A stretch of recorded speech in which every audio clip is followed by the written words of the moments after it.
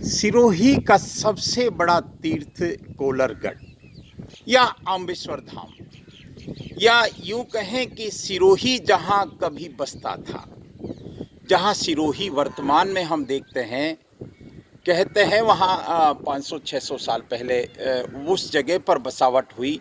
उससे पहले खोबा में बसता था, लेकिन उससे भी पहले की अगर बात करें, ऐसा इतिहासकार कहते हैं, ये कोलरगढ़ जो दिखाई दे रहा है, इस स्थान पर सुरक्षित महसूस करता था ये देवनगरी सिरोही। नाम भले ही शिवपुरी था या जो भी था। मैं आपको आज यहाँ के कुछ खास बातें बताने की कोशिश करूँगा। ये सबसे पहले तो हम इस पहाड़ को नमन करते हैं, हम इस सिरणवा की खूबसूरत पहाड़ी को नज़दीक से देखते हैं, प्रणाम करते हैं, जहाँ पर साक्षात महादेव विराजते हैं। यहाँ भगवान आदिनाथ का मंदिर भी है। हमने देवनगरी के देव दर्शन सिरोही टेम्पल्स में उसको बताया था। जब हमारी सिरोही टेम्पल्स की यात्रा शुरू हुई थी, तब उससे हमने शुरुआत की थी। यहाँ जहाँ हम खड़े हैं, ये एक ऐतिहासिक गौशाला है, श्री आदेश्वर गौशाला है, जो एक सुव्यवस्थित रूप से चल रही है। इस गौशाला में क्या खास है वो भी मैं आपको बताऊंगा, लेकिन मेरे भाव ये हैं कि हमको कभी कभी ऐसे स्थानों पर आना चाहिए। ये आप देखिए कि कंस्ट्रक्शन वर्क, या यूं कहें कि नंदी अलग रहते हैं, गौ माता अलग रहती है, छोटे बछड़े अलग रहते हैं, बीमार गौवंश अलग रहता है। इस तरह से ये पूरा का पूरा जो विचार आया होगा श्री ऋषभ चंद जी साहब में अभी हमारे साथ जय विक्रम हरण साहब हैं, जो इसी गौशाला से जुड़े हैं। मैं उनसे पूरा और विस्तार से पूछने की कोशिश करूंगा, लेकिन यहाँ का जो आपको व्यू दिखाना चाह रहा हूँ वो ये है कि ये सामने आम्बेश्वर महादेव है। श्री आम्बेश्वर महादेव जी का ऐतिहासिक मंदिर है, गुरु गोरक्षनाथ जी का मंदिर है, और ये श्री आदेश्वर गौशाला है। और अगर मैं इधर दिखाना चाहूँ तो ये हम हाईवे को इधर देख रहे हैं, ये यहाँ का ओरण है, आदेश्वर भगवान का ओरण है। और अगर मैं थोड़ी सी और उधर कोशिश करूँ तो हजारों हजारों हजारों हेक्टेयर में फैला हुआ यहाँ का वाड़ा खेड़ा ग्रासवीड है। आप इस अंग्रेजी बबूल के जंगल को देख के जरूर सवाल उठाते होंगे कि काश इसकी जगह देसी वृक्ष होते, काश इसकी जगह बरगद पीपल नीम होते तो ये खूबसूरत होता। लेकिन इस काम को कौन करे, ये एक बहुत सारे सवाल हैं। लेकिन मैं आपको इस अर्बुदा, ये जो आदेश्वर गौशाला है, जिससे हम प्रेरणा ले सकते हैं, इसके बारे में आपको बताऊंगा। लेकिन आप देख सकते हैं गौ माता यहाँ निश्चित होकर यहाँ रहती हैं, निवास करती हैं।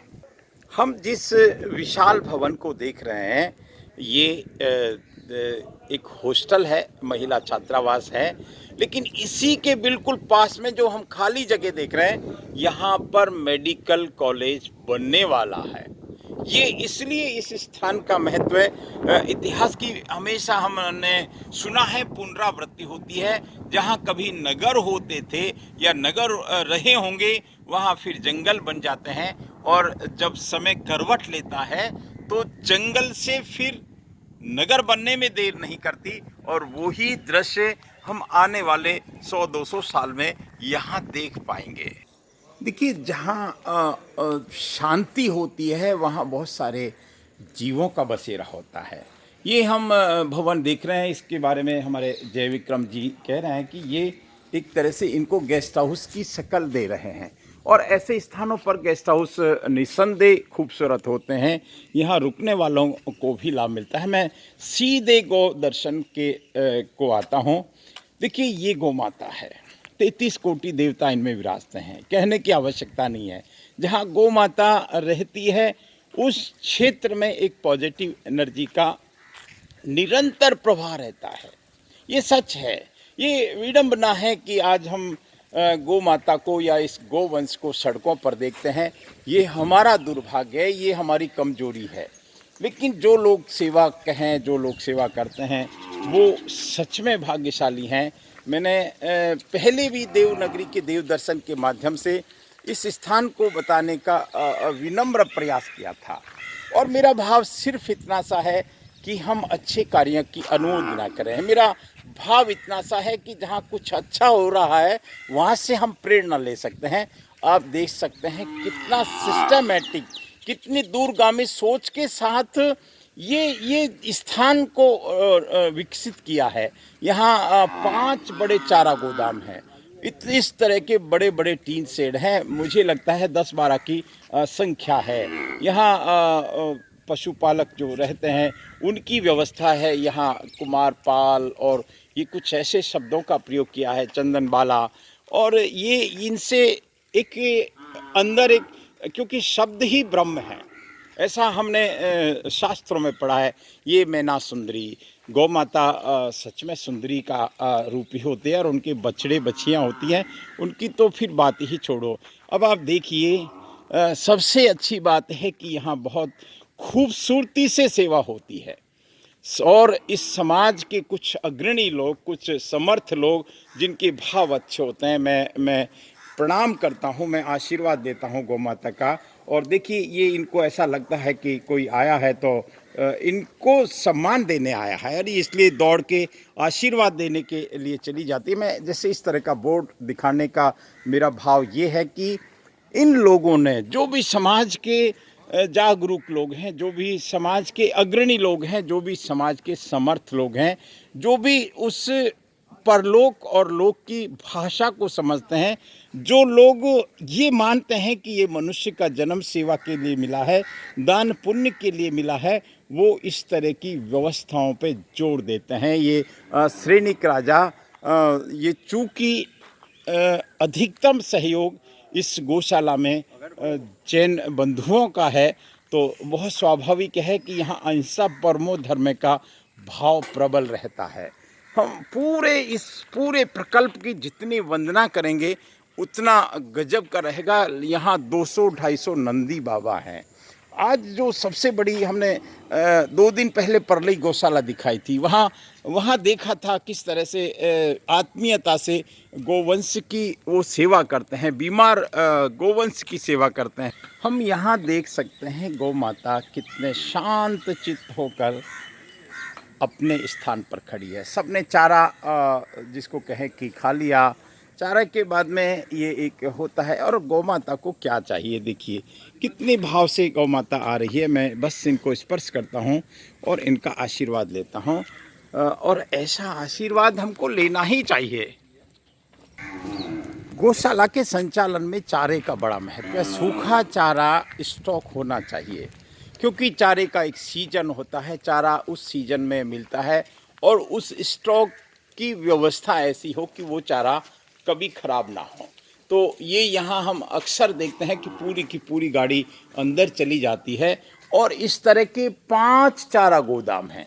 ये यहाँ की खूबसूरती है कि काम ऐसा होना चाहिए कि उसमें कोई कमी ना रहे, और कमी का आकलन होना चाहिए। ये तब जाकर हम देखते हैं कि हम सफलता की ओर बढ़ पाते हैं। फिर आपको एक बात कह देता हूँ, ये अतिथि घर इसको हम कह सकते हैं। हम इसको भी देख लेते हैं। और मूल बात यह है कि इस गौशाला का शुभारंभ श्री रिखभ चंद जी जैन साहब, जो वर्तमान में चेन्नई रहते हैं, चेन्नई विराजते हैं, आप देख ही सकते हैं। इसको गेस्ट हाउस को बहुत व्यवस्थित किया है, और इसका एक लाभ भी है कि यहाँ अगर कोई व्यक्ति रहता है और उसको निश्चित रूप से सुकून मिलेगा, क्योंकि गौ माता के नित्य दर्शन होंगे। ये यहाँ साधु संत विराज सकते हैं, अतिथि रह सकते हैं, या हो सकता है इसका कोई दूसरा उपयोग भी हो सकता है। लेकिन सबसे बड़ी बात है कि इसको बहुत व्यवस्थित रूप से बनाया है, और ये व्यवस्थित रूप से ही बनाना चाहिए। ये किचन है, और ये हमारे साथ में जय विक्रम जी है जो पूरी इस व्यवस्था की जानकारी दे रहे हैं। 2 मंजिल का है, ऊपर भी इसी तरह से बना हुआ है। हम जो कीर्ति स्तंभ देख रहे हैं, ये इस बात का भी परिचायक है, इस बात को बयां कर रहा है कि किस भाव से इसको बनाया। शाह रिखभ चंद जी नगराज जी सिरोही। ये 4 नाम हैं प्रमुख रूप से इसको बनाने में, श्रीमती सुशीला देवी, प्रकाश राज जी मोदी, और उधर भी 2 नाम हैं माइक्रोलैब्स वाले हैं, जो बहुत बड़ा माइक्रोलैब।